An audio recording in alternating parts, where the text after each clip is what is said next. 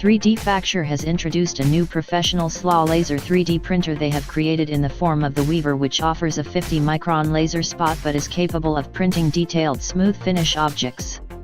Watch the demonstration video below to learn more about the SLA 3D printer that is fitted with the F-theta lens, now available to back via Kickstarter, with pledges available from $1,099 or roughly £768. If the Kickstarter campaign is successful and manufacturing progresses smoothly, worldwide shipping is expected to take place during June 2018. 3D Facture explains more about the inclusion of the F-theta lens. A laser beam usually has a Gaussian intensity profile, intense in the center and reduces towards edge. Optical lenses are used to focus the beam from a few millimeters in diameter where it exits the fiber, down to a narrow waist where it intersects with the build plate. As we move away from this focal point, the beam's cross-sectional area increases, reaching twice the minimum size at a distance along the beam called the Rayleigh length.